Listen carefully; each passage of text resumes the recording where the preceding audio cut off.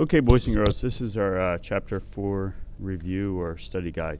A couple ways to study is to make sure you look over all of your notes that you took in class. Read Chapter 4. I would read that a couple times. Look over your vocabulary and obviously watch this video. Okay, so the first thing that we need to know is about adaptations. So there's two different types of adaptations. One is structure or physical, and the other one is behavior. And they allow an animal to function. So for example, here's a giraffe, and a giraffe has a long neck. That's an adaptation. That's a physical adaptation. It helps it to feed at high levels in the treetops.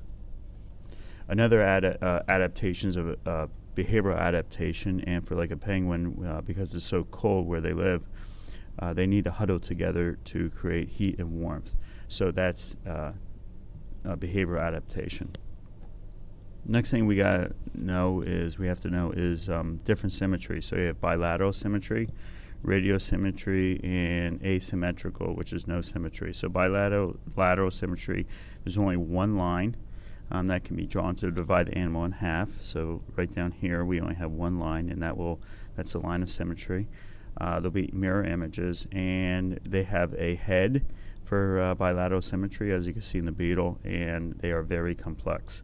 Radial symmetry has many lines of symmetry, and they live in water, and they also do not have heads. Asymmetrical are like sponges. There's no line of symmetry, and they're the basic animal form. Next is multicellular. So you need to know that animals are all multicellular. Okay, animals also need to do several things. So one thing is they need to obtain food. Then they need to obtain oxygen. They must keep internal conditions stable. So keep internal conditions stable. And one way to do that is through homeostasis. They must move, be able to move, and reproduce. So those are the basic functions of animals.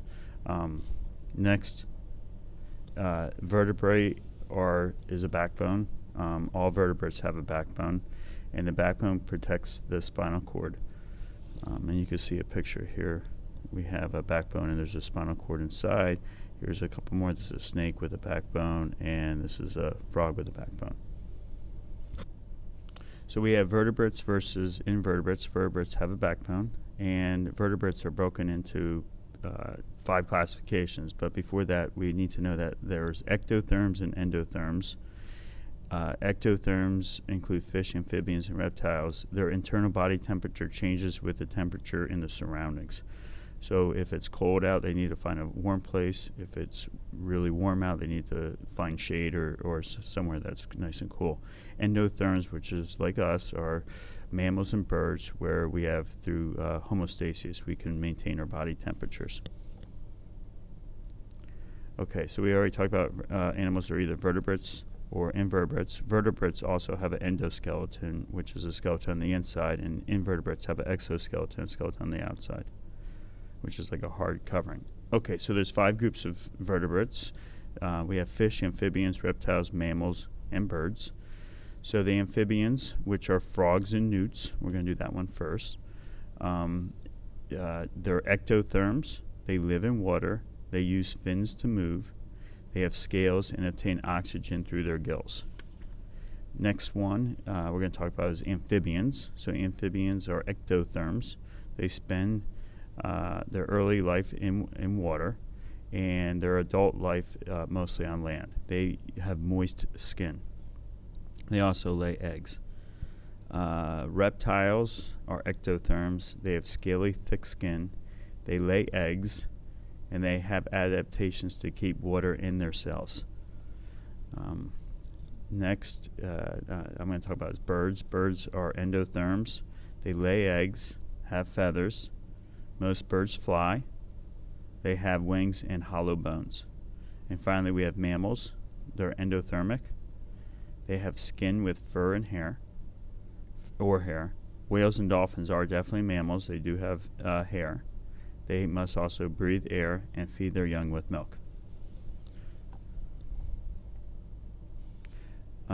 And again, there's another diagram of the different vertebrates. Okay, so next we have invertebrates. So invertebrates do not have a backbone. And there's several different groups. The groups include sponges, cnidarians, worms, mollusks, arthropods, and echinoderms. So sponges are asymmetrical. They stay in one place and take food into their body to get energy. A cnidarian has radiosymmetry. Jellyfish and coral are different examples, and they have stinging cells. Worms have bilateral symmetry. They have heads. They are the simplest animal with a brain, and there's three types: segmented, which is linked sections, like the earthworm, flat worms, and then there's also roundworms. Next, we have mollusks.